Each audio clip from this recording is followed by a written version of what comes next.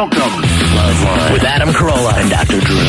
Would you sleep with sick women? I may be pregnant, but I'm still a man. Spank the unruly one. It's indecent, it's vulgar, it's blasphemous. Gonna write you till you can't stand up. Come on, let's go down. All right, keep your shirt on. Loveline's meant for an adult audience. Loveline may contain sexually oriented content. Listener discretion is advised. Here's Loveline with Dr. Drew and Adam Carolla. Yeah, thanks for turning that on, Mike. You screwed up my at the beginning. All right. Engineer Mike is I've driven him completely insane. He threw out all the chairs last night, made a big pile, bonfire, and took them out to a dumpster and ditched them. I caught him in the parking lot as I drove in. He was getting ready to take off. Really? He goes, Adam, I just can't take it. Oh, please. That's what he said. Please. That's what he said. He loves me. Did you not say that? Yeah, he's really going nuts. I don't know what's up with him. All right, PMSing. I'm in pain. My breasts hurt. Okay, hold on, Drew. Please, enough out of you. Clive Barker is here this evening. Hello, Clive. Good evening, young Adam. All right, be quiet for just one moment now. Okay. Phone number, 1-800-LOVE-191. Fax number 310-854-4455. Now, for those of you who don't know Clive, and I'm sure you all do, Hellraiser, Candyman, Lord of Illusions. What am I forgetting? Bunch of books. And the author of all of them. Yeah, my mother did a couple, but I don't know. I'm kidding. Yeah, I wrote them all. And you just did that thing, Quicksilver Highway? That was one of my stories, which was adapted for Fox show. That you and Stephen King... Steve did one story. They were both short stories, which a wonderful director called Mick Garris took, and he did The Shining recently on TV, and I've known Mick a long time. He did a great job, and yeah, but I was very remote from that. I actually had one line in it. I actually got to appear in it, which was kind of... Oh, you acted in it? Well, I wouldn't go as far as that. I said a line. You appeared. I appeared, exactly. And that was on Fox this week, right? Right. A couple of nights ago. And what are you working on now? Well, actually... Because I know you're here just to have a good time tonight. Oh, yeah. Which we appreciate. Well, actually, that's right. We're doing a whole bunch of stuff with Fox, actually. My company, Seraphim, we're working on a bunch of movies of the week for Fox. Mm-hmm. And a series or two, and something for kids, Fox Kids Network, just a whole slew of TV. So, obviously, if you're doing stuff that's geared toward kids, it's not all the standard Clive Barker blood and guts stuff. I've actually written a lot for kids now, and actually one of my kids' books, Thief of Always, is in preparation to be a feature over at Universal, so kids stuff is very important to me. What age group are you going for then? Thief... the book. Prenatal. Am I right? Actually, no, because they can't read, Oh, right. It's too dark in the womb. Listen, I'm 32, I can't read. Let's not go there. 7 and 8 upwards. And the book is taught in schools to, I guess the youngest would be 7-year-olds. So your book is taught in schools? Is that what you're saying? Mm-hmm. That's kind of cool. Yeah, it's great. It's really wonderful. And, I'm a great reader of kids' fiction still.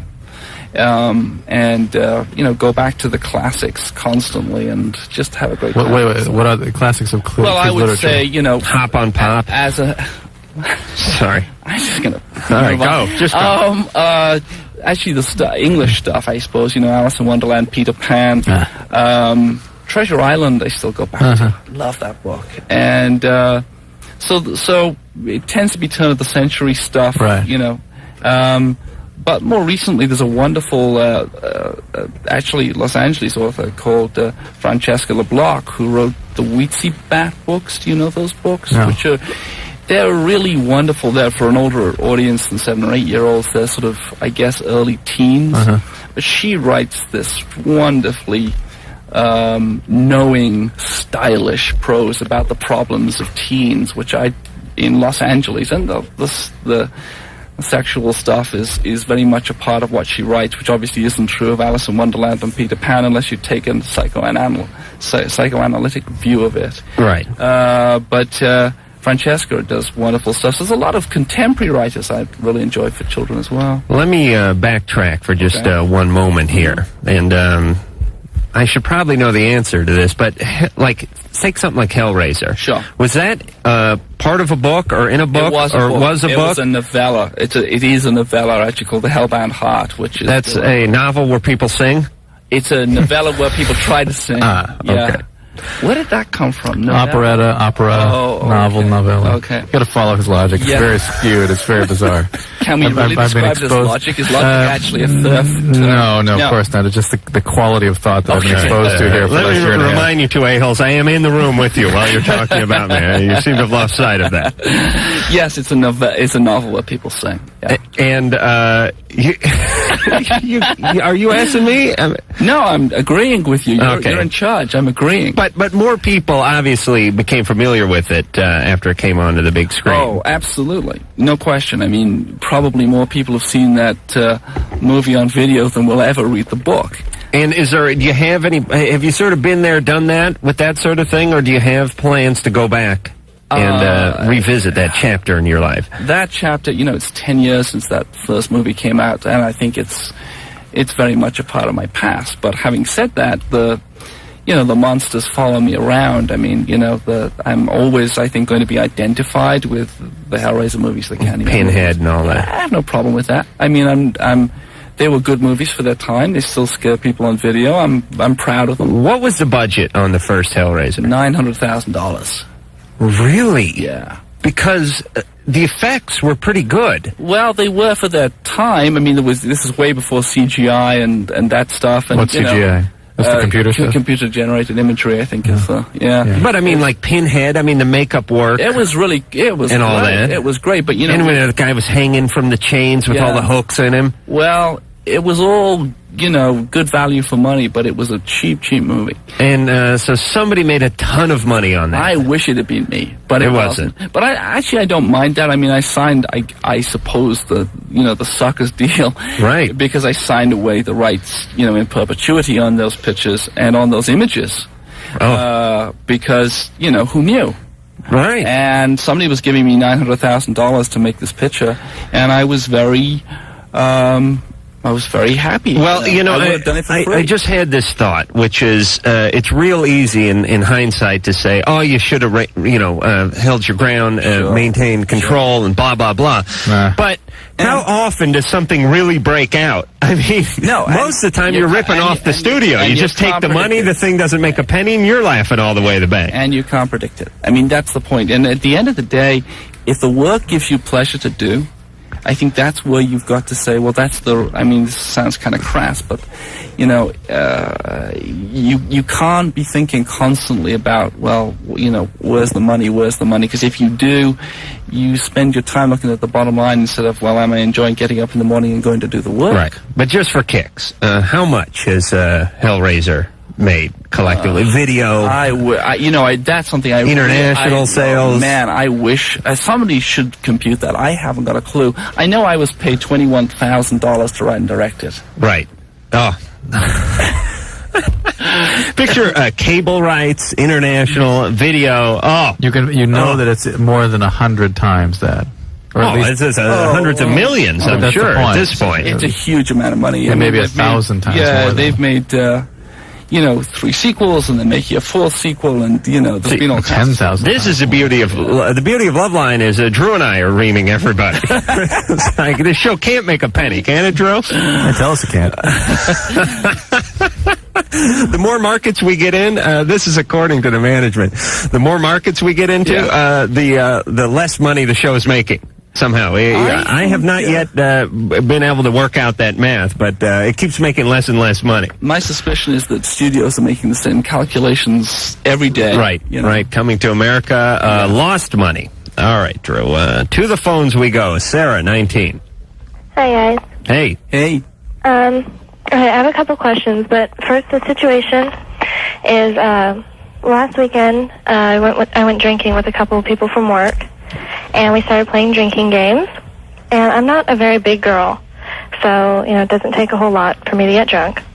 And let me explain drinking games. It is help me with this. What is it? There's a few of them. They don't have them in England. No. In England, people are loaded by noon. They don't need drinking games over there. There's no fun in getting someone loaded who's already about to vomit because he's had 14 pints during his lunch break. What is a drinking game? But here, where we don't drink till after work, okay, they have these games where basically they have like quarters, where you take a quarter and you take an empty glass and you bounce the quarter off the countertop, and if it lands in the glass, you can get whoever around the table. Drew, I have to explain this to you, too. I know. What is that other game? What's that one where you can't point at people? You can't say certain words, and of course, the more loaded you get, the more you screw up, the more you drink, and it becomes a vicious vomiting cycle. Got it. And what guys will do is they'll get into these games with a couple of women, and they'll just get them toasted. Yeah. And people get so involved with the game that they'll have to continue the game, that even if they're at the point of alcohol poisoning, they will still have that, 15th shot.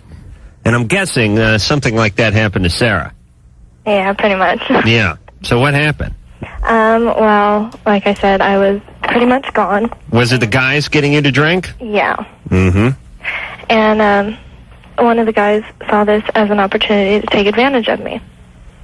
Yes. And now I work with him. And I work with a couple of his friends, too. And they've been harassing me at work. So I just quit. What do you mean harassing you? Coming up to me, asking me if I'll go out with them. And, just stuff like that, making rude comments. How did the guy take advantage of you? We had sex. And were you coherent? No. Were you... I don't remember it. I only remember parts. Were you, were they the good parts? Because that makes a difference. Were you passed out, or you just so oblivious? I was so oblivious. I remember crying. Do you remember, telling him no and trying to stop him and that kind of stuff? No. Okay. All right, but it's not something you wanted to do or normally would have done? No, and they all know this. I mean, right. Oh, they know that's why they took you out to get you drunk. Yeah. Because they know under sober circumstances they wouldn't have a chance. Did you like your job? Yeah, I did. You gonna file a grievance? No, I told the managers what happened just so they know, because I have like a couple days left working there. Right. And I told them the situation so that if anything happened, if any of the guys kept coming up to me, that if I got angry, not to hold it against me. Why don't you actually file a grievance? I mean, this is not appropriate at all.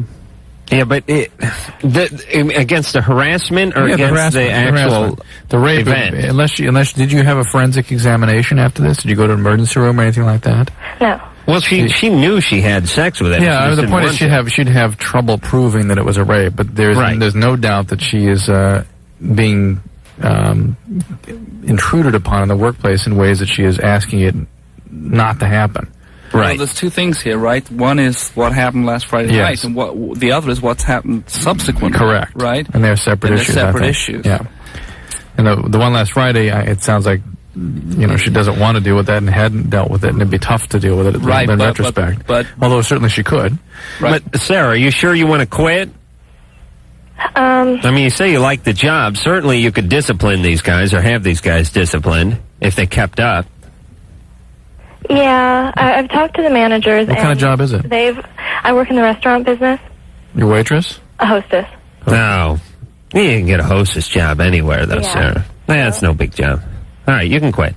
Yeah. All right, you have my permission to quit. Okay, thank you. Steal as many of those mints as you can carry away from the counter when you leave. And the toothpicks. The toothpicks, mints, and I would go for that whole March of Dimes coin bucket, too, that they put there by the register.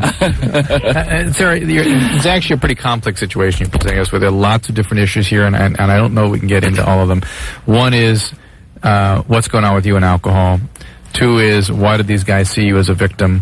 3, what are you going to do about this rape? And even if you had said yes, I don't know if you're in California, but in California you can't have sex with somebody that's not able to render consent due to intoxication. It's rape. And then 4, what are you going to do with the workplace situation, which is harassing and abusive? And these are complex, very difficult issues. I would suggest you get some kind of help with this. I mean, either whether it's legal counsel, psychological counsel, something to help you sort it out. So you're psychological, all right. She's 19 and doing this on her own. Very difficult. And this is not a situation. You were a victim straight down the line. All right, but I hate to say this, but this happens every day. Well, I mean, guess what?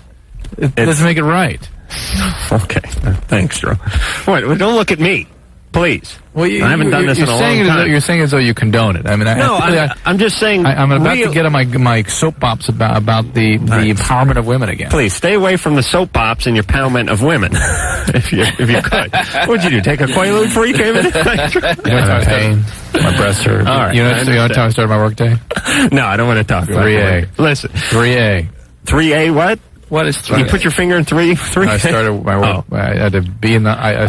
It was a horrible day. Listen, if I had to be somewhere at 3 a.m., I would just stay up. We should forgive you. I don't even know where I am today. I've just been working all day. It's ridiculous. It's what? It's ridiculous. Thank you. I made it my first page at 5 in the morning. The whole thing's ridiculous, and you're giving advice. Oh, Drew could do this. Drew will continue to do the show 3 months after he dies. There you go. I swear to God, engineer Will Mike. the advice get better? We're gonna. It won't get worse. I'll tell you that. We will. I want to mic up Drew's corpse when they put him in the ground, and we'll do a remote. I'll put a lavalier on you. Kind of smothered, but. Edward, 30. Hi. Hey. I've got a girlfriend that dropped. Turn your radio down, or Adam will hang up on you. Okay. All right. Well, too late. He has to learn. No, I didn't hang up. He'll just wait the mandatory hour and 45 minutes. All right. John, 17. Hey, how's it going, Adam, Drew? I need you guys to know something. You're talking to a real Renaissance man there. Clive? Mr. Clive Barker. Oh, absolutely. Thank you. The guy is absolutely amazing. Thank you. He writes plays. Jeez, he's incredible. He's here. Yeah. Amazing. So I wanted to ask him a couple of questions. Would that be all right? Hold on. Let me ask him. Clive? It's perfectly fine by me. Anybody who calls me a Renaissance man at 10 past 10 on a Thursday evening gets my close attention. Go ahead, Mr. John. Barker. Okay. Thank you so much. I wanted to ask you about, it's the most recent book that I've read, Sacrament. Sure. And I noticed it was a real departure from a lot of your earlier stuff. Right. A lot of your books, I noticed, did have a whole coming of age sort of a. Was Sacrament, was that the gay dwarf one? I don't know where the dwarf comes in. He was a little guy. No, he wasn't little. He was just. Oh, on the book, on the cover. There was a fox on the cover. Oh, it was a little fox. You know what? Let's just pretend, Adam. I don't know. I'm dealing with somebody who's falling asleep here and a drunk. I don't know what I'm dealing with here. Let's just. All right, but that was the last book you did. That was the last book. Okay. Yeah. Yes. Anyhow. Yeah. I noticed it was a real departure from a lot of your other stuff. Right. Your other stuff, didn't involve a lot of, self-discovery journeys and that kind of thing. Sure. But a lot of it was behind, a lot of mysticism and stuff. And this one wasn't so much. It was a lot of psyche stuff, I noticed that. And very much dealing with kind of real-world issues. I mean, the hero of that book is a wildlife photographer, and he really photographs almost exclusively creatures that are on the verge of extinction, which is Adam, something Clive confided to me that his appearances on Loveline have changed his writing style completely. Yeah, he's been more reality based. Really, listening to Dr. Drew here, I now just ridiculous and all kinds of stuff. Ridiculous. No. To just go back to the issue of changing style, I've been writing now 14. I've been published now 14 years. I'm 44. I want to continue to develop what I'm doing. I want to continue to find fresh avenues for my work. One of the worst things I think you can do to yourself as an artist, and certainly to your audience, is repeat yourself. I know there is a big marketplace for just going and doing the same thing again.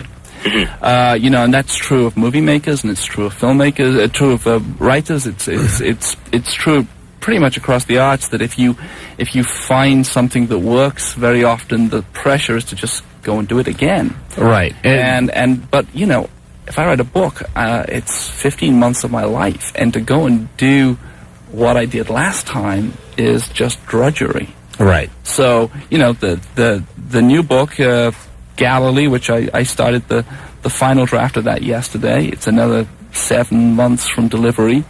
Is a departure again. And the whole idea is to keep reinventing myself. I don't know, I don't say devoted, but obviously you have a following who will go out and get Clive Barker's latest offering. Right. All I have to do is see Clive Barker on the cover. I love that. Thank you. I totally buy it right there. I actually found it in Save Mart, which is... oh, really? Sacrament was in Save Mart? Yes. It was paperback. It was right up there by the aisle, and I couldn't believe it. Very cool. We're preaching to the unconverted out there. I think it's kind of ironic, though, that you don't find it in, all the other big chain bookstores. I love it. Save there Mart. It is. Why don't you find it in the big chain bookstores? Well, you should, though, very often. You can. I saw it at the grocery store first, though. Oh, yeah, I just think that's so cool. Along with Danielle Steele, presumably. Right.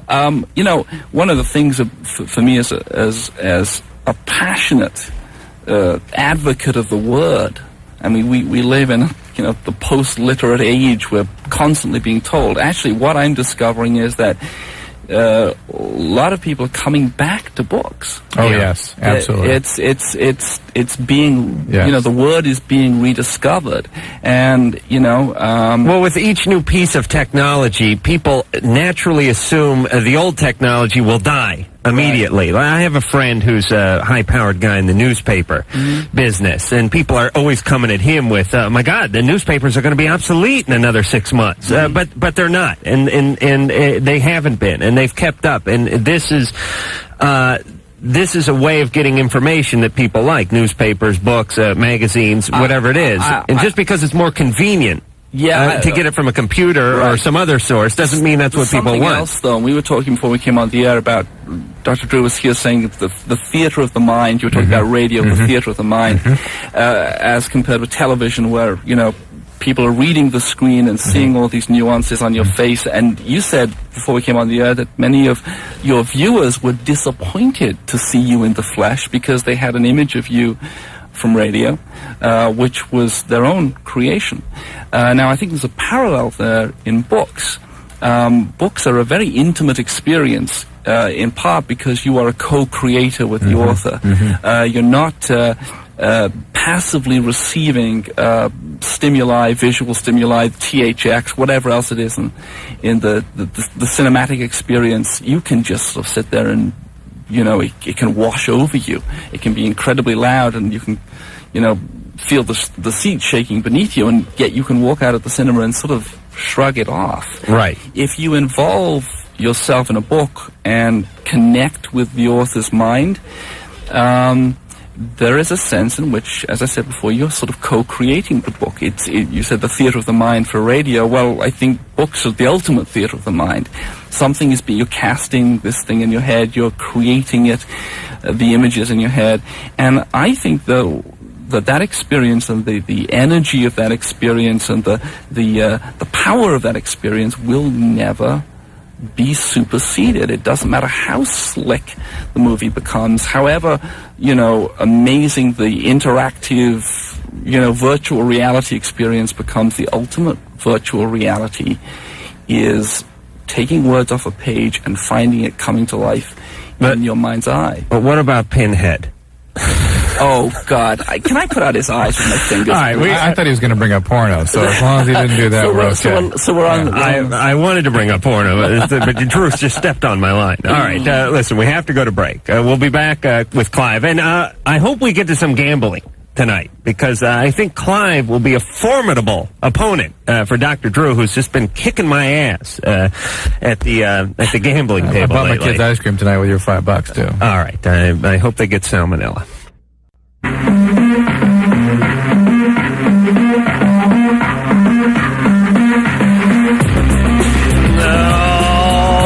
It is Loveline. Phone number 1-800-LOVE-191. Fax number 310-854-4455. We are here with the creator of Hellraiser, Candyman, Lord of Illusions, and many other endeavors, literary and cinematic. A Renaissance man, as he was called. I got a fax here from Kristen Anderson in Portland, Oregon. Lovely message.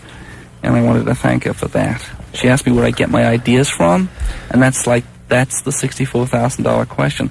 I was having a conversation with my mom and dad recently about, was I a weird kid?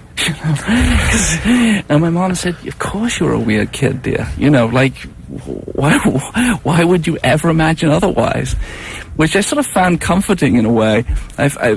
They then sent me a picture from when I was 6, I guess, of my class all lined up, sitting. The photograph. This would be 1959, 1960, and I am this rather worried-looking kid with his hair slicked back, little bow tie, looking rather fiercely at the. And I think, I probably was a damn weird kid. Were you socially, were you an outcast, or did you have lots of friends? No, I didn't have a lot of friends. I had a lot of imaginary friends. I mean, my mother tells the tale of just being able to sort of park me in a corner and allow me to talk to the invisible friends. Right. And I was having a conversation with my dear friend Anna, who is my partner, one of my partners in the film company, and she was talking about being able to talk to animals when she was a kid and needing something that was perhaps other than human to share her problems with, and animals were always the thing that Anna, conversed with, and I conversed with these invisibles. And I think sometimes that what I write is a continuation of that conversation. That when I'm writing, these things that I'm writing about are absolutely as real as you guys are right now. And you grew up in England, right? Yeah, in Liverpool. Yeah, see, that's a problem. 1960 England. There's 3 channels, and 2 of them are the gardening channel. You're right. Imagine how many imaginary friends you would cook up. In 1960, we did not have a television. Oh. So you poor dear. I would sue my parents. Yeah, but, all joking aside, that was a wonderful thing. My favorite Clive Barker story was what his grandmother told him. Which part of what my grandmother told me? About using public restrooms. Oh, man, yeah. Well, and the inspiration for the Candyman? The inspiration for the Candyman, yeah. Shall I repeat it? Yes. My grandmother was an extraordinary storyteller. And part Irish, very... loved telling the dark stories, and she told me absolutely that if I went into, public lavatory in England, or in Liverpool, there was this guy who went around and cut the pee-pees off little boys in public toilets. Oh, thank you. How dramatic. And, it's, that's the kind of thing. How old were you when she told you that? 5, probably. And you bought it until what? You're 22, 23, or still think it's true. He still sits down to go number 1, ladies and gentlemen, and that's at home. Kelly, that's more information than anybody needs. Kelly, 23. Hi, Adam. Hi, Drew. Hey. Hi, Clive. Hey, how you doing? Sorry, I was taking a little drink of beer. I have a comment and a question. Mm-hmm. My comment is, I hear you guys every night talking to alcoholics and addicts who are teenagers, and a lot of them are presumably college students. And I just wanted to share my own experience. I'm a recovering alcoholic. I've been sober for 4 years. And one of the things, actually, it was probably the thing aside from 12-stepping that got me through college, was living in a substance-free house. Mm. And I know that most colleges and universities have these, and my advice to any college student right now who is struggling because they're drinking too much, get in this program. Do whatever you can to get into a substance-free house. It's the best gift. When you say house, do you mean like dorm, or is it it's a dorm. Sometimes they have like floors. It'll be like floor 6 of a dorm is devoted to substance. And they have different programming. Usually they have peer counselors. More RAs than you'd have on other floors. Or mine was a whole dorm. Kelly, excellent suggestion. I think maybe one of the reasons you don't hear us making specific suggestions like that is if you listen, the thing we're dealing with most significantly is just trying to break down their denial so they at least accept or understand the fact that they have a disease and what the quality of that disease is. Oh, sure. And I just wanted to share my own experience. Right. My problem now is I'm 23 and I'm getting ready to go back to school. I've been accepted into a post-bac pre-med program, mm-hmm. and I got a form in the mail the other day. I have to have a physical. And one of the questions, of course, they ask about a whole bunch of diseases, and one of them is alcoholism. And I was wondering if this is going to hurt me at all to For a medical school application? No, it's not a med school application. I've been accepted to a post-baccalaureate pre-med program. I can't imagine. What the hell is a post-baccalaureate? Well, I was a voice major in college. It means after she's graduated, she's going back and getting the pre-med requirements out of What do you do as a voice major? Like phone machines and stuff? No. It's radio. Opera. Oh, opera. It's classical. Hold on. Drew's got a Woody going. Do a little. Could you guys collaborate on something? Give us a little shot opera, Kelly. Don't let him do this to you, Kelly. Shh. Please, Drew. I know good radio. It's not worthy of your training. What is mine? No, Drew. Oh, okay. What's my favorite opera? Yeah. Oh, just spit one out, please. You like Puccini, Verdi? I like a lot of Verdi. All right, I'll sing How about like Pace Mio Dio. Fine. You give her a little reverb, Engineer Mike. All right. You ready, Kelly? Oh, sure. You a big woman? No. There's a little pause there. All right, go ahead. I add 10 pounds for every tenth of a second the pause after the big woman question. I'm 5'5" and I weigh 140. All right. That's not too big. Little pause. All right, go ahead. Okay.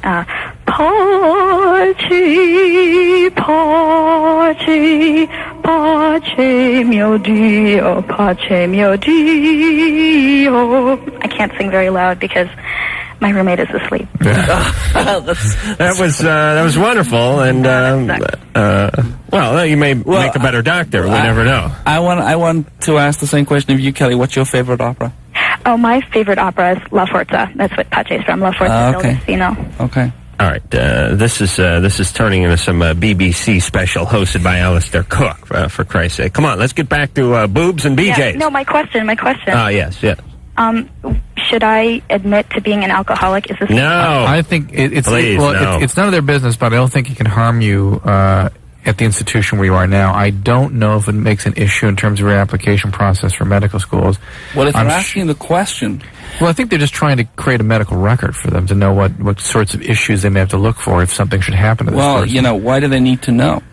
He just said let's say she turns up. Yeah, but I mean that's not a real reason. That's just no. Let's say she turns up unconscious on campus, and they look up her record. It's all history of alcoholism. She might have overdosed on something. Let's look quickly at that possibility. Yeah, a little tenuous there, Drew. I'm with Clive on this one. I don't believe it is none of their business. She doesn't have to feel. She doesn't have to feel compelled to tell them. I don't think. I think if she has a relationship with a medical caretaker, a person, she really needs to be honest with that person or they can't do their job properly. But in terms of a record, that's her business. But also, it seems like Kelly has gone through a lot of steps to get sober and healthy and all those other things. Oh, yeah. And taking even the smallest risk of being, dealt with in a negative way because of something. Yeah, I tell you what, though, there is such insanity in how this culture deals with addiction and alcoholism, such inconsistency, such lack of understanding about what this thing is.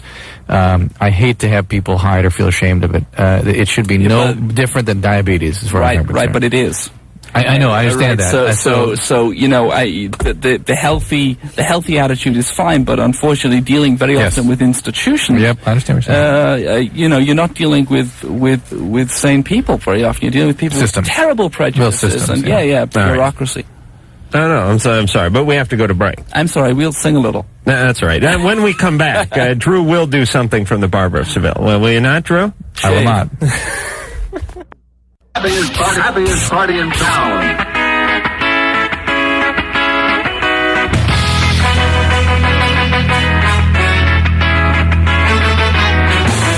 Hey, Loveline. I'm Adam Carolla. That is Dr. Drew, and he is Clive Barker. And we shouldn't be embarrassed by that. No, or pull away from that. Exactly. I'm embarrassed by the fact that All right, meeting of the minds over here. Plato and Socrates going at it, and I'm like the Hey Vern guy sitting in the middle. It's humiliating. We have to find a happy balance on this show. We either have the guests that are completely brain dead, or we go, listen, we're gambling on the past of the person. We want to know what happened in her past that made her into the person she is today. Bad hair day. we either get that, or we get Clive Barker over here, who actually was just arguing in Latin with Drew. All right, so there's got to be somewhere in the middle, someone I can identify with. But Clive is here. What is bad hair day in Latin? Don't put me on the spot. I'm Clive. sorry. Can I answer another fax here? It's me. I know. Clive. But if somebody asks a question, I want to answer it. Okay. A gentleman called Keith Bussell here in Santa Monica just faxed and asked whether I was writing any sequels to a book I wrote called The Great and Secret Show. And there's a whole bunch of answers to that question, Keith, but I did a book called Everville, which was a direct sequel to that book, and then there will be a third book in what will eventually, I think, just be a trilogy, which I will start writing next year. Well, let's talk about the creative process for just one moment, because we have a lot of people listening. I myself was trapped in this process, and still am to some degree. But when I was like 18 or 19, I had a whole bunch of good ideas, and I couldn't think of what to do with them, and I could not discipline myself to work on them, go out and because stuff does not happen overnight, as much as the media would like to portray it that way, and as much as it's convenient for you to think that people came out of nowhere. People hone their craft. I don't care if it's painting, I don't care if it's dance, singing, comedy, literature, whatever it is. People hone their craft. How do you, first off, do you have to discipline yourself to sit down and crank out X amount of pages, or is it something you love so much that you're just compelled to do it? Oh, I think both can be true. Yes. I think you can be completely obsessed with the business of doing it and still find it very painful. Right. I am, I said earlier on, I've just started the final draft of my new book. It's 7 months from delivery. And so that means for the next 7 months, 7 days a week, I'm at my desk between 8:30 and 9. I finish when I've done somewhere around 2,000 words. And that will continue for 7 months, and part of me thinks that's a kind of prison sentence. Right. You got a TV at your desk? Absolutely not. I have nothing. Oh, nothing. That's more in prison. There's TV in prison. I got cable in most places. I got a boyfriend who says, "Geez, do you really have to write? It's Sunday." And I say, yeah, you know what, I do, and he's respectful of that, and it's very important for me in my relationships to have somebody who understands that need, and it's a need in me, it's an appetite in me. Right, and he'd probably be miserable if he dragged you away from it, because then you'd be miserable and you'd make him miserable. That's exactly right. See, I know the gay relationship. How would you write every day? We have one. It's a hands-off gay relationship we have, but how long do I write? Probably 8-9 hours. Every day? Every day. 7 days a week. 7 days a week. But I do love it. And I'm aware that I am blessed to be able to. Is it like Mozart, where the stuff just comes out of you, or do you have to sit there and struggle with it? Well, I wasn't doing it at 6. But you know what I mean? His music just would come out of him. Yeah. No, it's. I don't get touched. Something wouldn't. I don't get blocked. I don't. Obviously. How many? I don't know if you're going to be able to calculate this, but go ahead and round up. How many pages do you think you've written in the last 10 years? Ooh, there's a good one. I think this is the 20th book, and, the average book is, 500 pages. So is that like 9,000 I don't know. Pages? A lot of pages. Yeah. That's but I handwrite everything. And oh, you do? Yeah. And then somebody pay an Asian woman to... No. A wonderful guy called Don does, types all this stuff.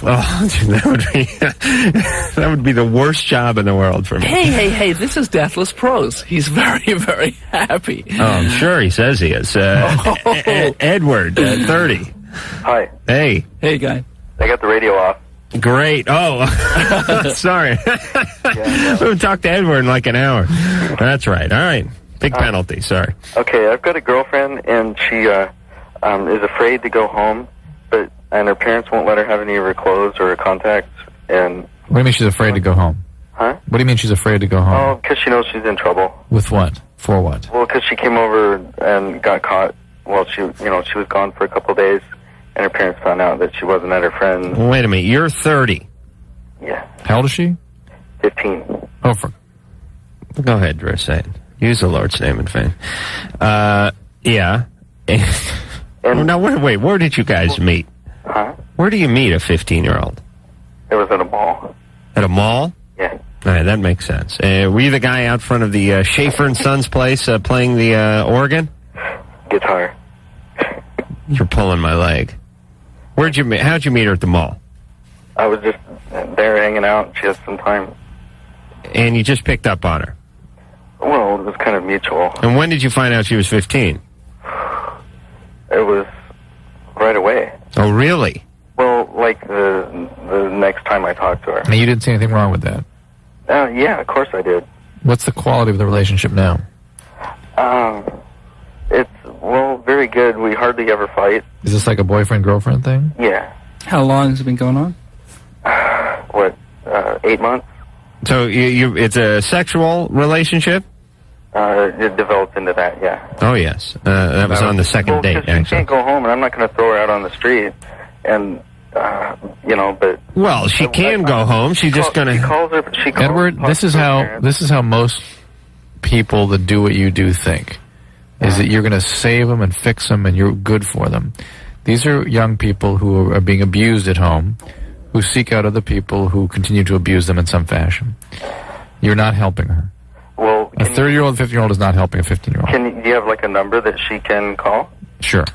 You do? Well, is she being abused at home, Edward? I doubt it. I doubt she ever was. She's never been struck? No. Well, yeah, actually, by her stepdad. Okay, that would be physical abuse. Now, kids that leave home and don't go back are being abused at home, almost by definition. And let me tell you, when your step-parents are hitting you, there's something even more going on there. I guarantee it, because step-parents are either in or they're out. They're either nice, warm, and loving, or just maniacal molesters. Here's Child Help USA, which is a 24-hour hotline for runaways. It's 1-800-422-4453. 1-800-422-4453. Edward, what do you do for a living? Musician. Really? How's that going? It pays the bills. Really? Yeah. Why? What do you play? Play in a band? No, like studio gigs. Uh-huh. And I sit in other places. I get gigs around Seattle. Yeah, aren't you sort of humiliated going around with a 15-year-old? No, she's very mature acting and looking. Right, but still, your friends must know. No, she lies. So it tells people she's 16 and a half? 19. Oh, okay. And the problem is she lost a retainer at your place and can't go home? All right, listen, Edward. Well, she calls and talks to Edward, do not rationalize your verminism. Yeah, you are a human excrement. Yeah. Well, I knew you would chew me out, so go for it. All right. Well, you know you've done wrong. And she has to go home and sort of take her medicine, and you have to let her leave and give yourself your own medicine because you're 30 and there's no one's going to give it to you. But you understand this is bizarre, out of line, and not only is it not doing her any favors, you're not doing yourself a favor here.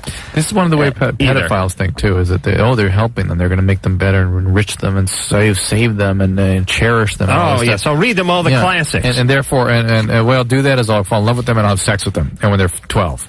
Right. And please. All right. Please. Edward, you're 30, Edward. What? You're 30. Yeah, send her home. Okay. All right. All right. And if it's an abusive home, call that number. Yeah, call the number in any event. All right.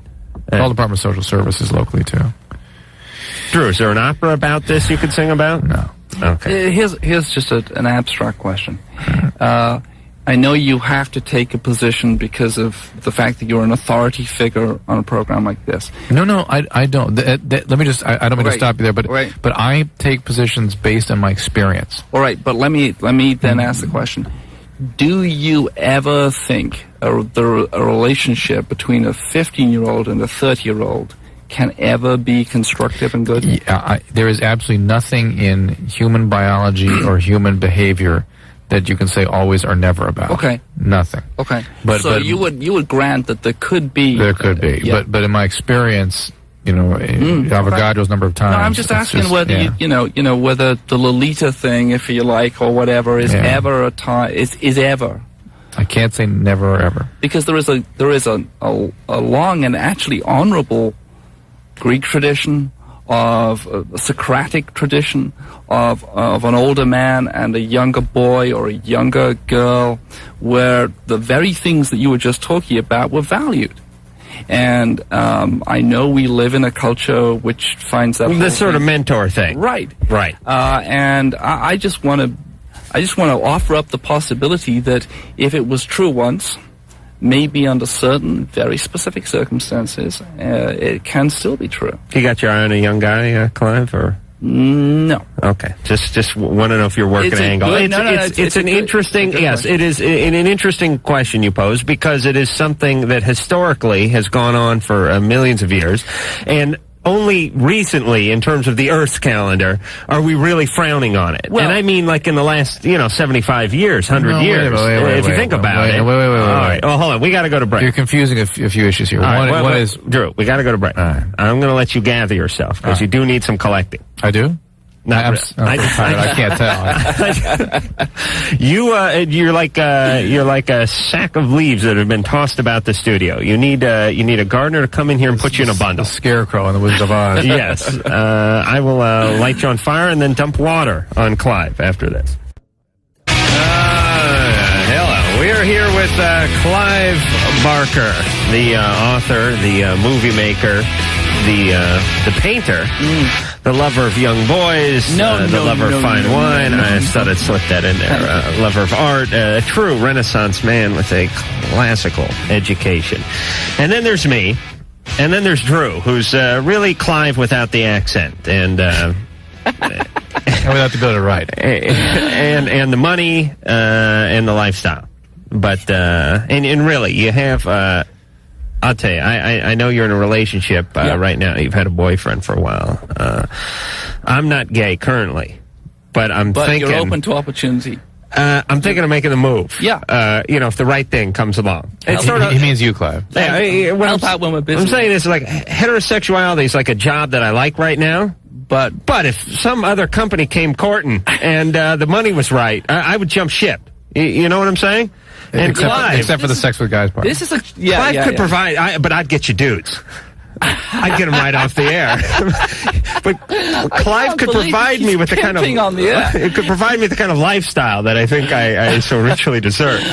All right, I'm not the sugar daddy type. I'm sorry, but thank you for the offer. All right, wait. We have to go to a 10-second break here, but I'm going to explain to you why I would be why I'm the best bitch. Do I get diagrams? Yes, you get photos signed by the photographer in 10 seconds. All right, so we're discussing the Clive Barker empire.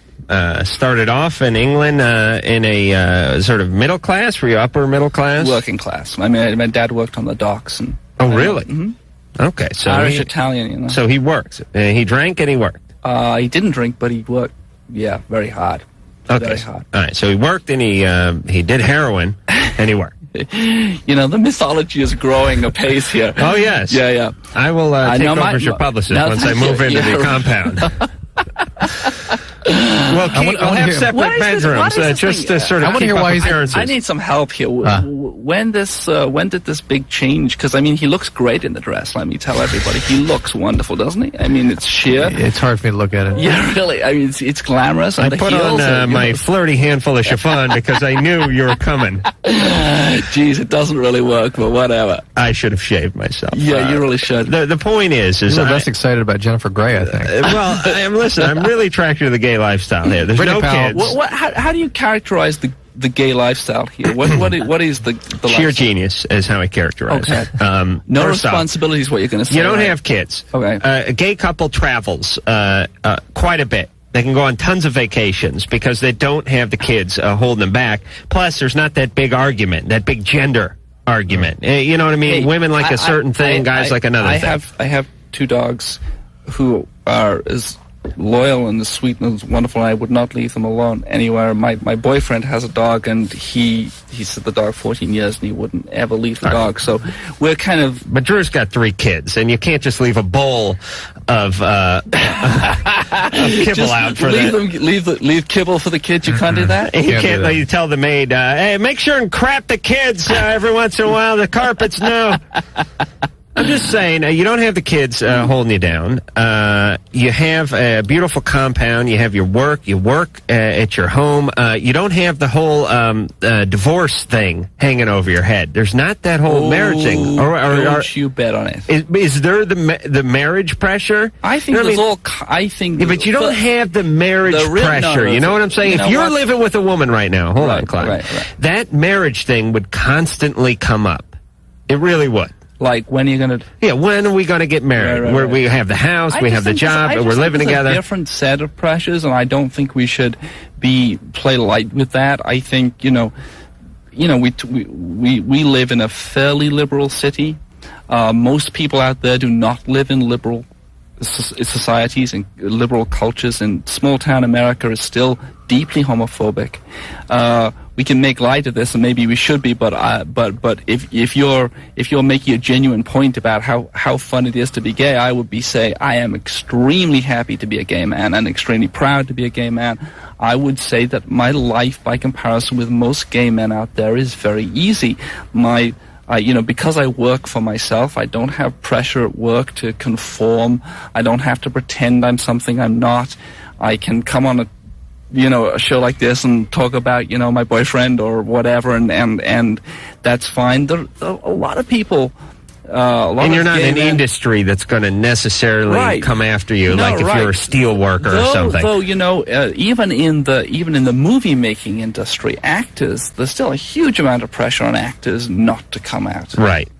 Just because, it's seen to be bad for their professions and so on. So I don't think I would be the first to say if your instincts tell you that you're gay, then go with the flow, because it's wonderful to be who you are. But in certain parts of this country still, and this is still a more liberal country than most of the rest of the world, right? It is still very hard to be who you are. All right. All I'm saying is I'm not gay, but if I do make the change, I want to make sure I have something lined up. I don't want to get caught up with some crack addict and live in a refrigerator box downtown. Well, you see what I'm saying? I mean, you've got a wonderful profile, but you're not my boy. All right. Is it okay to be in love to a guy? That was Dr. Drew. All right, and your mic. All right, but I'm telling you, I would win you over with my my puckish satire and my avant-garde commentary on life. Oh, believe me, you'd be one right over. Okay. I know what a man likes. Okay. Robert. I can't believe we're having this conversation. And I'll tell you, I could fix stuff. I could fix a car, could put up shelves. mend a fence. I'd put a ring on. You could be great in bed, and I'd put a room on. Don't tell me that boyfriend of yours has any kind of carpentry skills. I know he doesn't. I love schlong. All right, thank you, Mike. Robert, 25. Yeah, hello guys. Hey. What's up?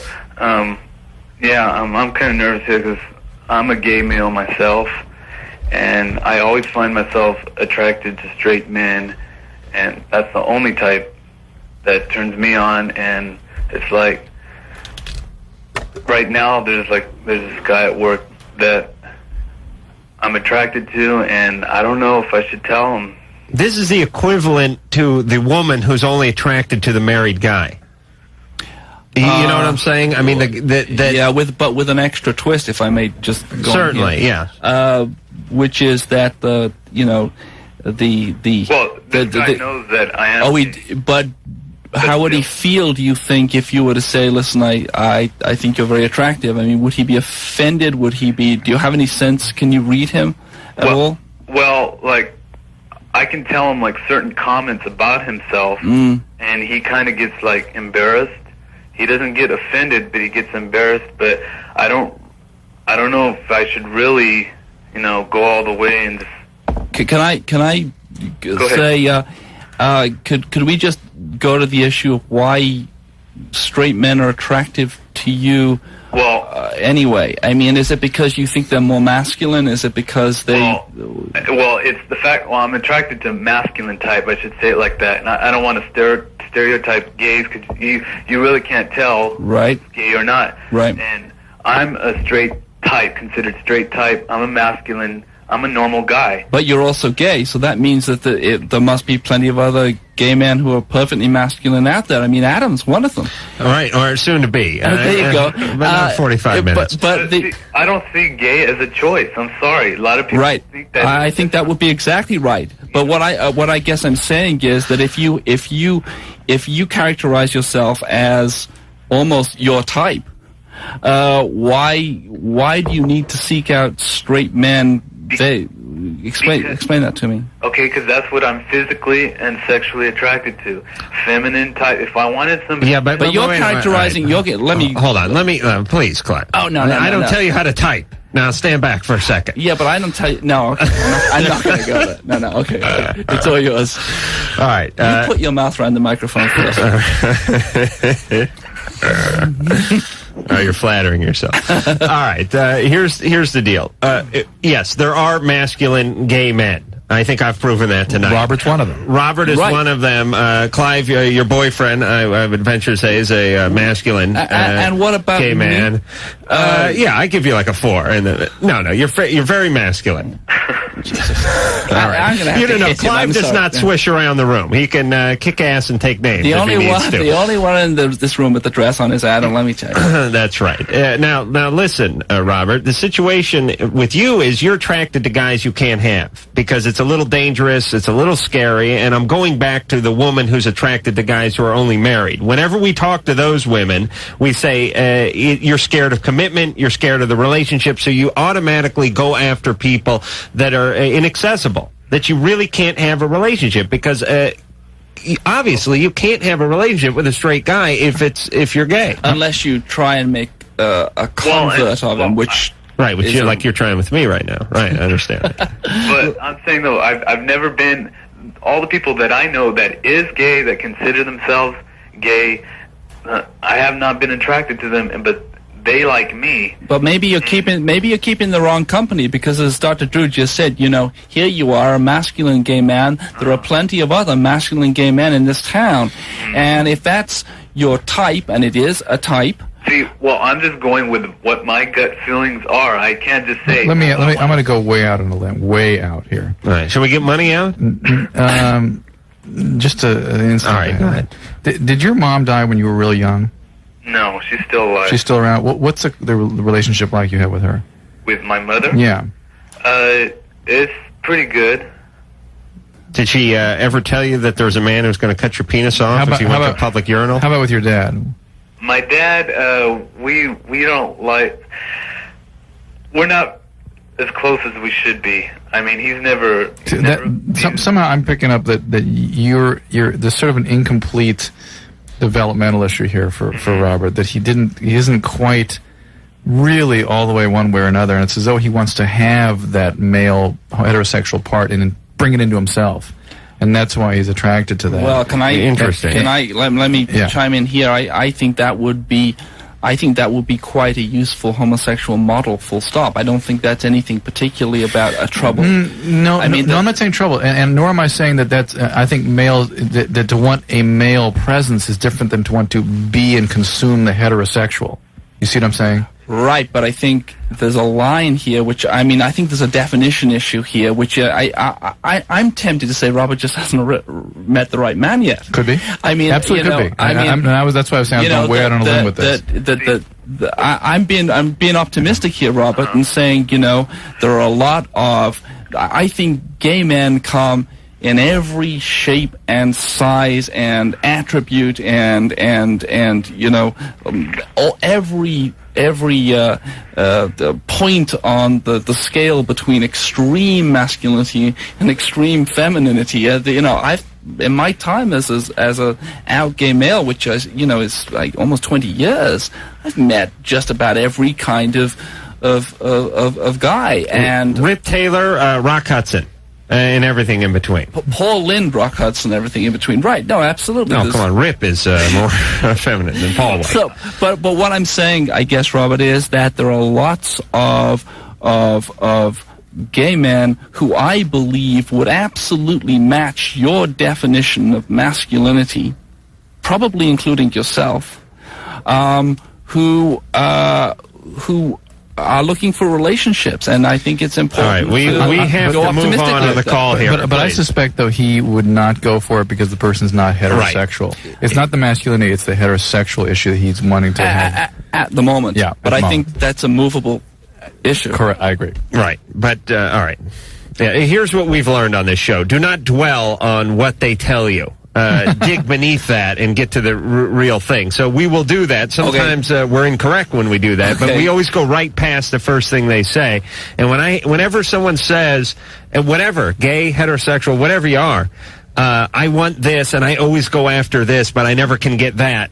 It's never about that. It's not usually about that. It's usually about the fact when you're going after people you can't have relationships with, it means you don't want a relationship. Right. Not that you're only attracted to those people. What's your problem? Trevor, 19. Hi, Drew. Hi, Adam. Hi, Clive. Hey. Hey, Clive. Hey. Sorry. Hey, what's your full name? Is it Clive Barker? I don't have a middle name. It's not Clive-a-drill or something? No, Clive. Okay. Clive sounds like it's short for something. I'm sorry. Go ahead, Trevor. Thanks. Yes, I've been reading your books ever since I was 12, and I was really interested in Magica. Mm-hmm. And it just the mass size of it. I mean, not like the length of it, but just the depth of all the 5 worlds that goes into and stuff. Right. I mean, how did you write something like that? Over a very long period. That was I guess 20 months. I suppose it took me. That's the most elaborate construction of its 5 interconnected worlds, and you know its hero is the half brother of Jesus Christ. It's a big metaphysical novel, and you know one of the things that I feel passionate about is writing stuff that contains stuff I want to say. And then that sounds like an obvious thing to say, but a lot of fiction, you know, what we might call airport fiction, the book that you leave on the plane even if you didn't finish it, right, doesn't really have a lot to tell you, doesn't have a lot to say. I want to communicate things to people. I have passions I want to communicate, and Magica was written out of a passion to write about God. Do you ever think about writing nonfiction? No, truly not. I get very self-conscious when I'm writing something, even about myself, when I do an introduction to something. Right. But what if you just picked a topic or a historical figure or an event that interested you? Jefferson, both Thomas Jefferson and Walt Whitman appear in the new novel. So they have walk-ons, you know. But do you research them, or do you?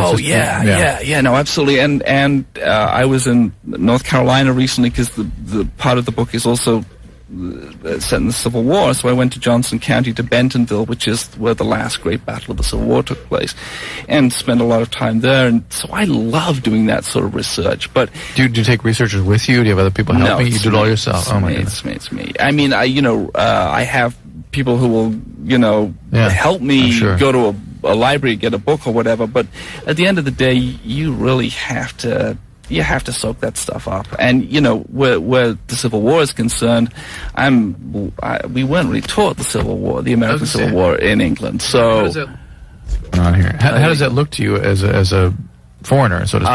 Well, it looks like a whole. It looks very different, I'm sure, to the way that it looks to you. Well, so the way it was taught. How was it taught? Well, I'll put it in perspective for you.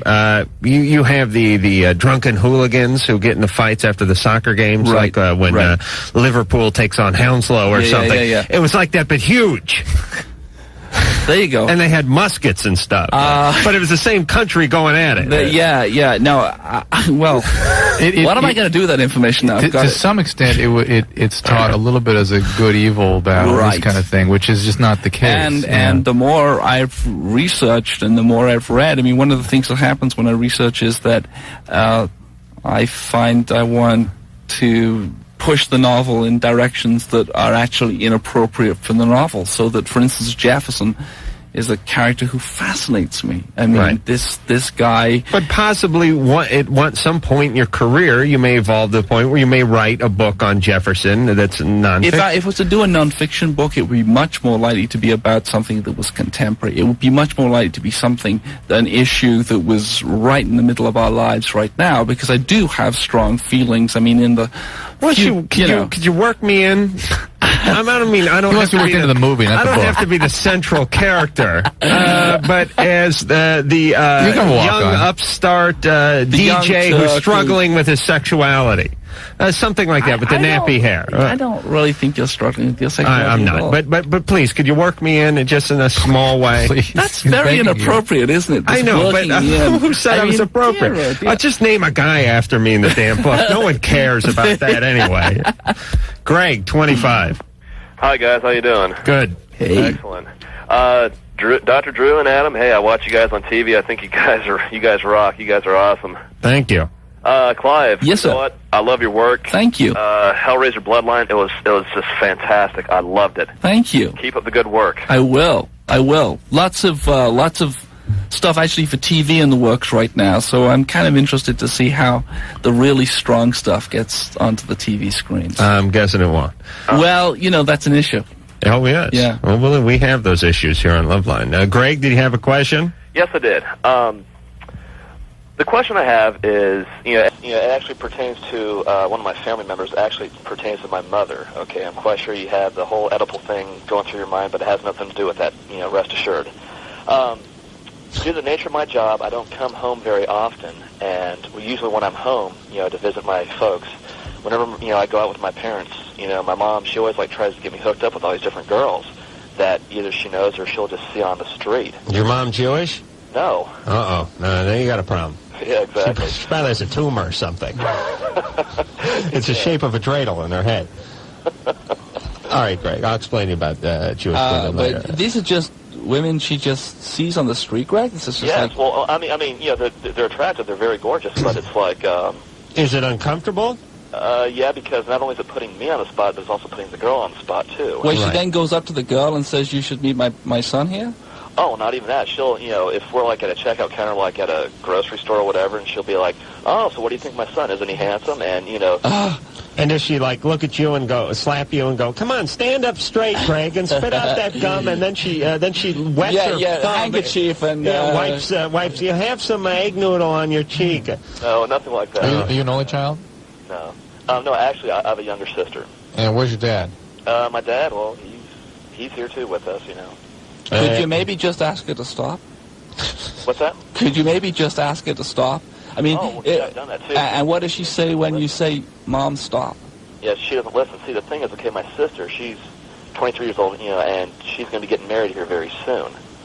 And, actually, since, the younger sibling of the two is getting married before the older one, it kind of sort of puts a little bit of worry. All right, listen, we have to go to break, Greg. Okay. The deal is it's up to all adults to handle their parents. When we're talking to a 14-year-old, we say, look, here's an 800 number, here's talk to a counselor. When you're 25, you need to be able to handle your folks. And you need to be able to step up to the plate and tell her no uncertain terms that it's inappropriate. And then if she does not respond to that, you just stop going out with her. And that's the way she learns her lesson. She calls and says, I want to show you off to the girls at the bridge club. And you say, no, I'm not going. You make an ass out of me, Mom. Probably those I wish my mom would have pimped me out a little bit. Greg's whole life is about propping up his mom and keeping her happy and pieced together. And it's hard to break a lifetime pattern like that, but that's what he has to do. All right, sell the hell out of the next call before we go to break. John, he does not want to kill himself, so why is he thinking about killing himself?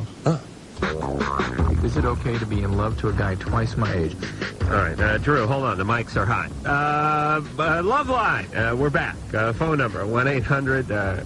Sometimes the conversations spill over, especially on nights like tonight when the great Clive Barker is with us. And here's the beauty of this show, Loveline. You get to meet and hang out with really interesting people. That is true. And I don't read. I saw Hellraiser 3 with my Catholic little brother about 6 years ago. So I really don't have any connection to Clive. I like Clive Barker because I like Clive Barker. Right. And it's not even Clive Barker, the author, the painter, the whatever else is you do. Masturbator. The masturbator. It is Clive Barker, the human. The human being. Who I enjoy. And that is not just lip service. I was impressed by your last appearance here, and I have always argued to have Clive back, much to everyone's dismay. All right. Dr. Drew's here, who I do tolerate on a nightly basis. I'm Adam Carolla, and we are going back to the phones. And I've never seen Drew quite so animated. He usually sits here with a puss on, like a cigar store, store Indian, and just stares at the ceiling, or does a little thing with his pager, where he'll pick up the pager and stare at it for about 20 minutes during the commercials. Anything to avoid eye contact with the band members in here. But Clive, to tear these two apart with a flat bar just to go back to the show. John. Hello, gentlemen. Hello. Adam, Drew, Clive. Hi. Adam, long-time listener, first-time caller. Thank you. I have a bit of a problem. This started about a month ago. I started having some really vivid, both dreams and daydreams about killing myself. I don't have any particular desire to kill myself. It's just more of a... So violent fantasies of self-destruction. Yeah. And they're quite vivid, and they're really bothering me. Are there any feelings attached to that? Excuse me? Are there any feelings that sort of provoke that? No, it's I'll be sitting in class or whatever, and it'll just kind of... And you're not aware of any feeling that's coming up as you get these images? Not really, no. Have you been depressed lately? No, I have not. Are they specific? I mean, in terms of I've killed myself through this method or that method? Usually either cutting my wrist or cutting my throat. Let me give you two sort of biological circumstances where these things can occur and see if this fits for you at all. Prozac sometimes will do this to people. You want any medication? No, I'm not. Stopping smoking marijuana can sometimes do this. I haven't smoked marijuana since I was 13. Aha! No, it's usually the first 6 months of stopping. And you have to smoke for a while before that. Well, otherwise you have to sort of assume it has some psychological meaning. Howie Mandel concert will do this every once in a while. John, have you seen Howie lately? No, I haven't. Oh, all right. Well, that's... I'm fresh out of ideas. But there's no feeling, no affect attached to it. No, really. It's almost a sort of detachment kind of thing. Yeah, but wait a minute. I just want to... You ever want to climb inside of someone else's head just to figure out whether you're nuts? I mean, Clive, you know you're nuts, but Drew... you know what I mean? Like, not your head.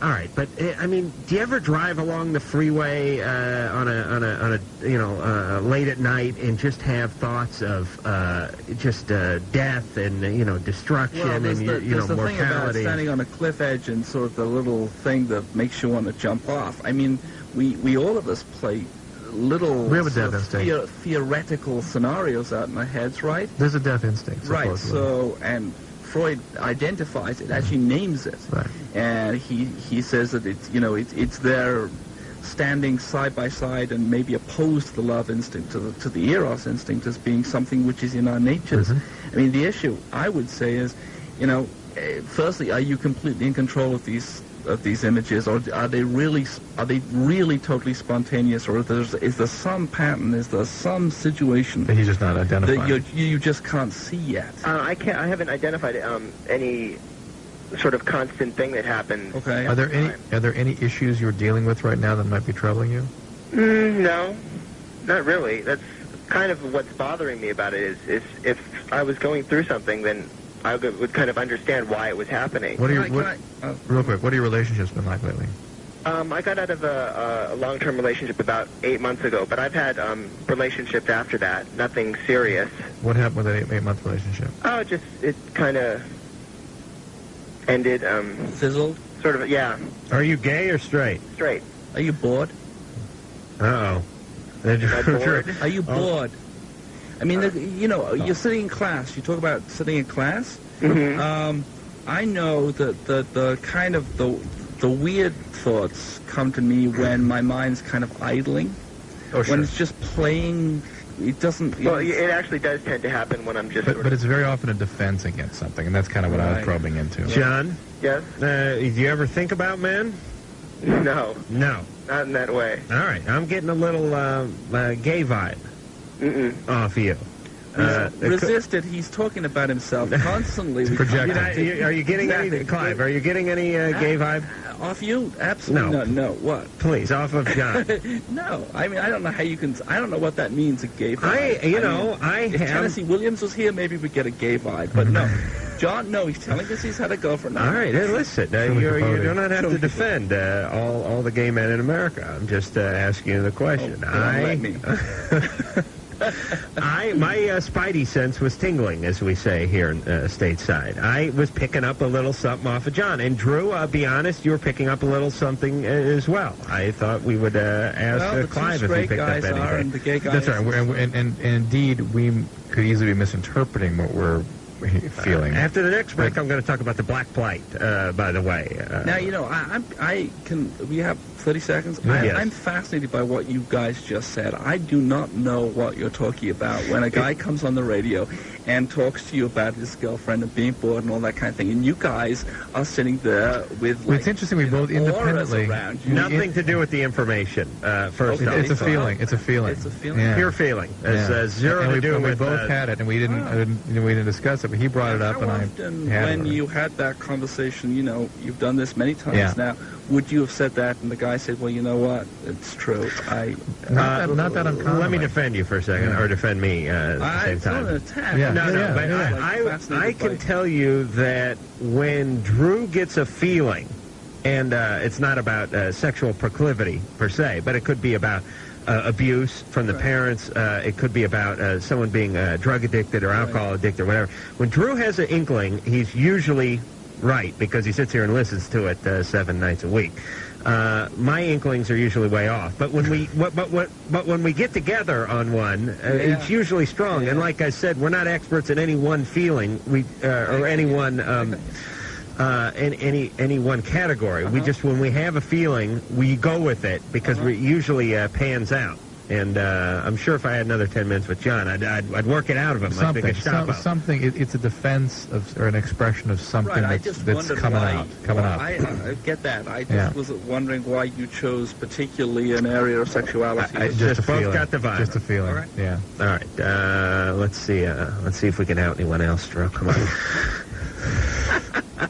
Celso 20. Hey guys, how's it going? Good. Hey, what kind of name is that, Celso? I have no idea. All right. My dad, they were arguing between names, and he came up with this one. That's all I could tell you. All right, my problem is this. I met a girl about 2 years ago, and we kind of hit it off at the time, and we lost touch. About 2 months ago, I saw her again. Nothing really happened. And a month ago... I'm getting a real strong gay vibe here, Drew. Okay.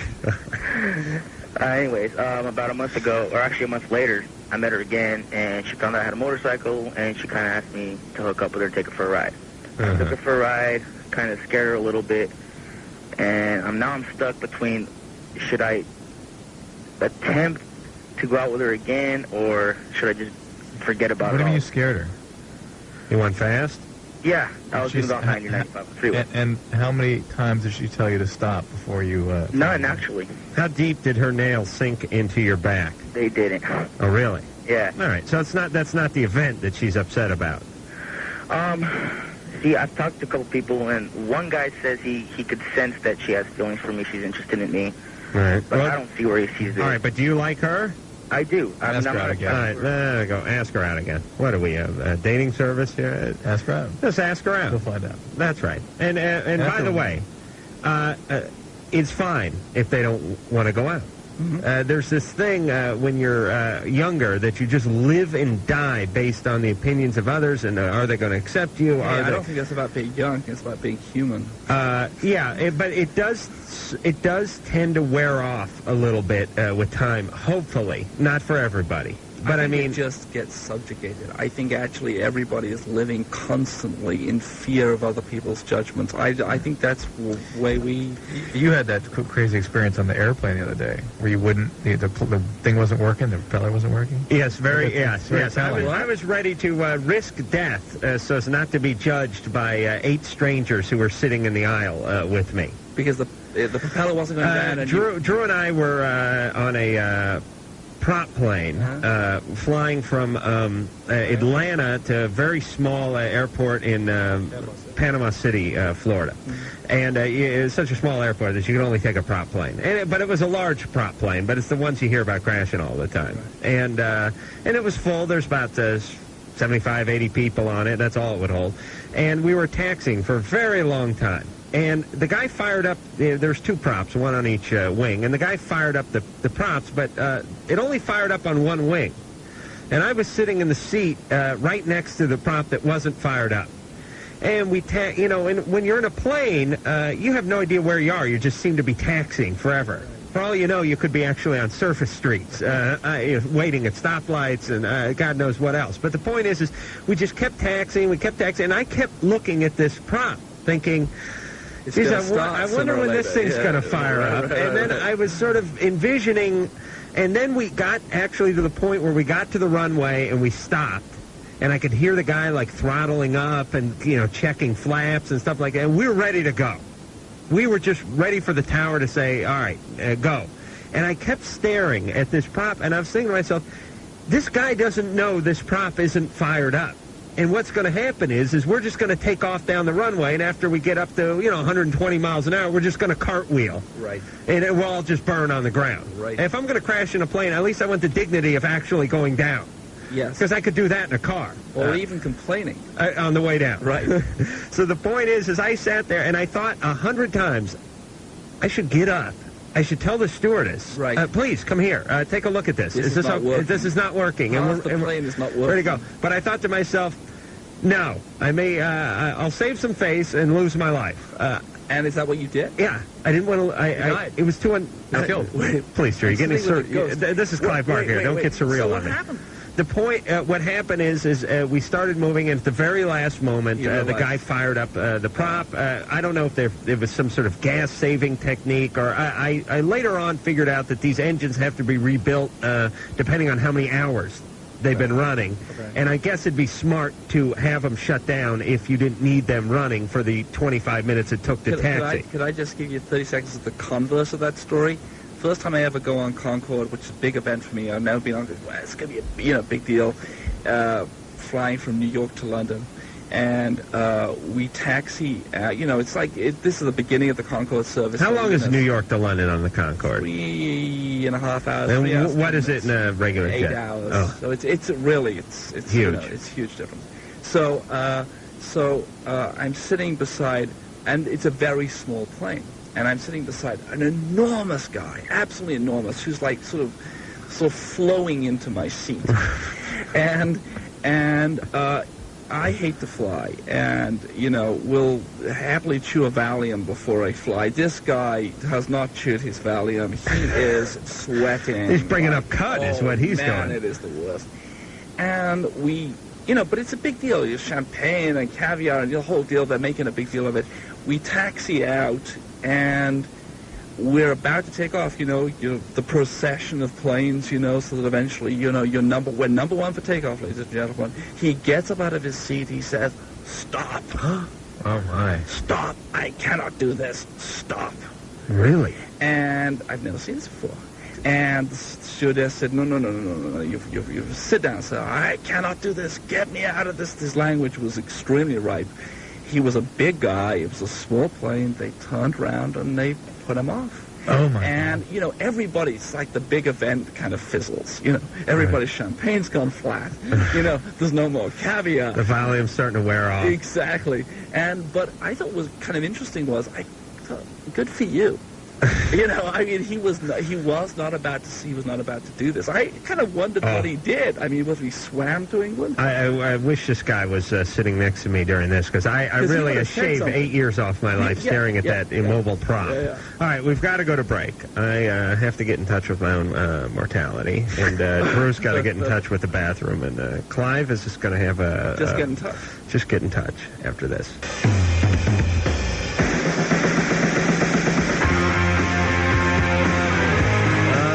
Yes, it is Loveline with Adam Carolla, Dr. Drew, and Clive Barker. And I know a lot of you know Clive from the work that basically made him famous, which was the whole Hellraiser thing, trilogy, I guess, and, Pinhead and Candyman and all these bizarre... grotesque visions of horror. But if you sat across the guy for a couple hours, never in a million years. He is very genteel. He has the English accent. He's impeccably groomed. And someone could give you 1,000 guesses, and you'd have no idea that he was behind the creation of these things. Well, that's, I think, one of the things which is very healthy about this stuff. I mean, I really think there's something very therapeutic about letting the stuff out, letting the dark stuff out. You know, in the modern psychoanalytic parlance, it's recognizing the dark side, it's allowing the shadow self. I don't know, Gustav Jung is one of my heroes. I'm a Jungian. He's a psychologist, everybody. Right, and you know, he's the first guy who writes about the shadow self in any great depth, though obviously shamans and poets have been writing about the dark side of our natures forever. Gustav Jung says we have to be connected to this other part of ourselves, which is constantly filling our heads with shadow images of darkness and forbidden material. And to pretend those forbidden ideas, those forbidden images are not in our heads is not only to put them away when they're part of who we are as human beings, but also not to validate them. And I think it's very, very important. We live in a culture which is so much about towing the line of what good health is. Sometimes being healthy is allowing out things which your mother told you were unhealthy. Right. As long as, right. And the only problem is right. In fiction. A lot of people, when they let the dark side out, it means, let's go get drunk, go down to the docks, and beat up ethnics. That's what... I don't know whether that is a lot of people. Oh, okay. Not a lot. I don't think no, that is no, you're probably right. I'm hanging out with the wrong people. That's kind of the problem. Keep your family out of this conversation. All right, we got a question for Clive, but actually, let's take a prom and then we'll go back to Clive because we're just talking about the dark side. Susie, 26. Hi. Hey. Hey. Well, my problem is I met a man about 6 months ago, and we've been seeing each other, obviously that long, but he's great. We get along wonderful. I mean, I think I'm really in love with him, and he does things for me and takes me places sexually that I've never, ever been before. But he is not having, he has a real problem having an orgasm. Oh, really? The 6 months that we've been together, I think he has actually had an orgasm while we were having sex or any other way, like 3 times. And how many times have you had sex? Oh, my God. Oh, really? Oh, yeah. Well, this guy's a sadist. I'll tell you, after the first couple of times with no results, that'd be it. Masochist. Sorry, masochist. He's older than me. He's 46, or he's 42. Now, you're the sadist. I'm 26 and he's 42. Uh-huh. And, I mean, the sex is just fabulous. Does it bother him? Yeah, it does bother him. As a matter of fact, a couple of months ago, believe it or not, he even went to a hypnotist. What, to get an orgasm? To see, you know, I don't know. You're getting horny. I guess, I don't know, but, and actually, believe it or not, that was he saw the hypnotist, and then we had sex that night, and that was the first time that he ever had an orgasm when we were together. Oh, really? So, And is this part of the hypnotist worked, we thought it was okay, and then, It wore off. But listen, a couple of things. If you go to a hypnotist, oftentimes they'll give you a tape of the session. Right, he didn't get that. He should get that. And then what you could do is, all right, Drew, don't put the puss on for just 1 second here, right at the beginning, and steal my thunder. I'm just, I'm trying to be pragmatic here in the short time that we have with young Susie. You could go again, get the sort of booster shot, and bring the tape, and put the tape on during the lovemaking or right before the lovemaking. It certainly couldn't hurt. But here's the big question. Can he take care of himself when he's alone? But he's even finding that harder than in the past. Is he on medication? No. You sure? He's never, that I know of, lied to me before. I mean, he doesn't have high blood pressure or something like that? No, he's actually very physically fit. Mm-hmm. I was thinking it was me, but I don't know, he seems to enjoy it. He has no problem getting an erection. It's just that actually... But here's my big question, and we usually apply this to women, but I'll apply it to the man in this case. He can take care of himself and achieve favorable results most of the time. But he says it takes a long time, and it's... How long? Well, I didn't ask him. And it's always been that way for him?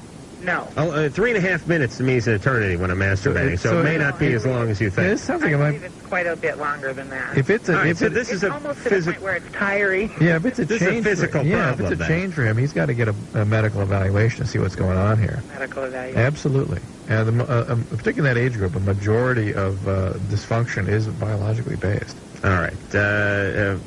Clive, everything working all right with you? Doing very well, thank you. Okay, just checking. I didn't want to offend you by not asking about your penis. At 44, I'm watching closely, but and nothing's dropped off. It was all there last time I looked. All right, and seriously, your drive from let's say 24 to 44 sexually changed absolutely. They did. But I think became more focused upon quality rather than quantity. Yeah, it's like you're an old pitcher taking the mound. You don't have the fastball, you don't have the stuff, but what you have now is accuracy, and you got a good slider and changeup. You're learning to work with what you have instead of just out-muscling the batter. You finesse him. So now you start coaching. You take that penis and you finesse it. You don't go for the home run each time. You choke up on it every once in a while. You try to make contact. Go for the home run every time. But... All right, but you don't use the pine tar or the rod. John, all right, are you there? Yes. Okay. Yeah, you have a question for Clive? Well, I have a couple questions, actually. Hey, John, how you doing? Pretty good.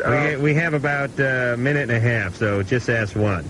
Okay, ask the good one. Ask the important one, John. Yes.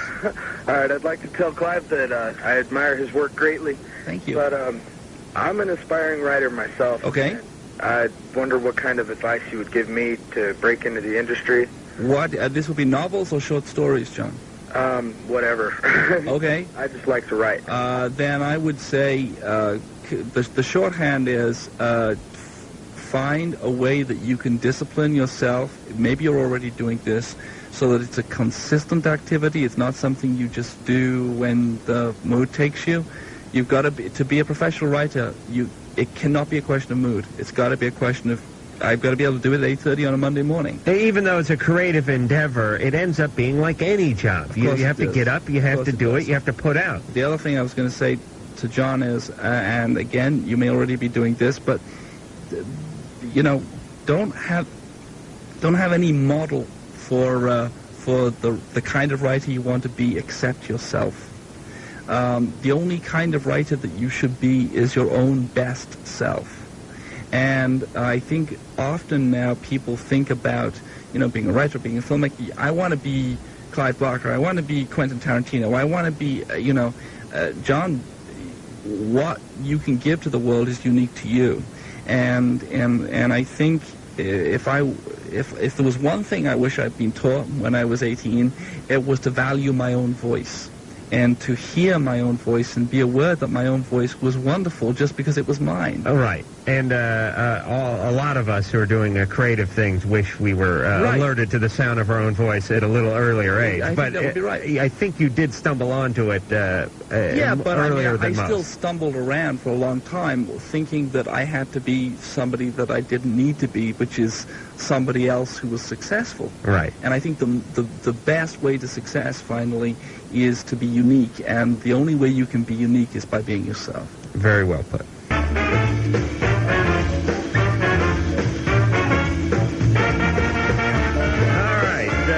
Clive Barker is and was our guest tonight. Look for Hellraiser the musical. The Coming to the Amundsen, yes. Hey, you laugh, but there's a buck to be made there. Believe me. I can see Pinhead chasing Snoopy down the ice and sodomizing him against the Zamboni in the corner. All right, Clive, a pleasure. As usual, and God bless you for coming on and not having a project to pimp, just getting your name out there and talking to the kids. Fun. And sharing some Clive-isms. It's always a pleasure, and we'd welcome you back at any time. Just give it 6 months. All right, Dr. Drew, same to you, actually. 6 months? 6 months? 6 months, nice. All right. Who's coming up? Screw everyone's coming up. Clive Barker. It's Thursday. Amazing. Weird, huh? Yeah, so we're going to relax tomorrow. So, until next time, this is Adam Carolla for Dr. Drew saying mahalo. I'm in pain. My breasts hurt. Boozing. This has been Loveline. The opinions expressed herein are certainly opinions, that's for sure. If you'd like a written transcript of today's program, you probably should have written it down yourself. And if you did, we'd like a copy. Loveline producer Ann Wilkins.